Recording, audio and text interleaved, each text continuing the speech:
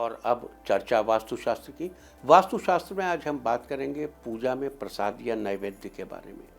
किसी भी पूजा में देवी देवता को प्रसाद या नैवेद्य अर्पित करने की परंपरा है, लेकिन उस प्रसाद का बाद में यानी चढ़ाए जाने के बाद क्या करना चाहिए, किस बर्तन में प्रसाद चढ़ाना चाहिए, क्योंकि इन सब चीज़ों का घर पर सीधा असर पड़ता है।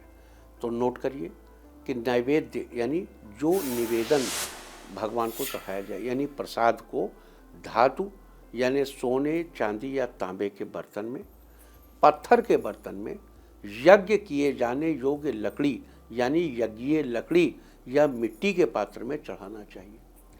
चढ़ाया हुआ नैवेद्य तत्काल निर्माल्य हो जाता है, उसी समय निर्माल्य हो जाता है। निर्माल्य का नियम है कि उसको तुरंत हटा लीजिए, तो उसे तुरंत उठा लेना चाहिए। प्रसाद को खाना चाहिए और यथासंभव बांटना भी चाहिए। देवता के पास पड़ा हुआ नैवेद्य नेगेटिव एनर्जी छोड़ता है। देवता को समर्पित करके प्रसाद को तुरंत उठा लेना चाहिए। ऐसा न करने पर 4 शक्तियों को जो नेगेटिव मानी जाती हैं उनके आने की बात कही गई है। वो शक्तियां हैं विश्वक्सेन, चंडेश्वर, चंडांशु और चांडाली। इन शक्तियों विश्वक्सेन, चंडेश्वर, चंडांशु और चांडाली नामक शक्तियों के आने की बात कही गई है।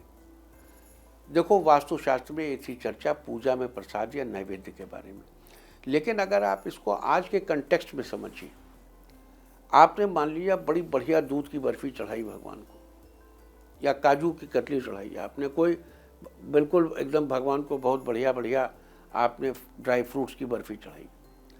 आप चढ़ाने के बाद जब आप उसे छोड़ के हट जाते हैं तो वातावरण तो हवा खुली हुई है ना, उसमें 10 तरह के फंगस हैं, वो फंगस डेवलप हो जाते हैं। अगर आप उसको वहाँ पड़ा रहने देंगे तो फंगस डेवलप हो जाएगा, और फंगस तो हमेशा निगेटिव शक्ति होती है ना। मोस्ट ऑफ द फंगस, ज़्यादातर फंगस निगेटिव इम्पैक्ट देती।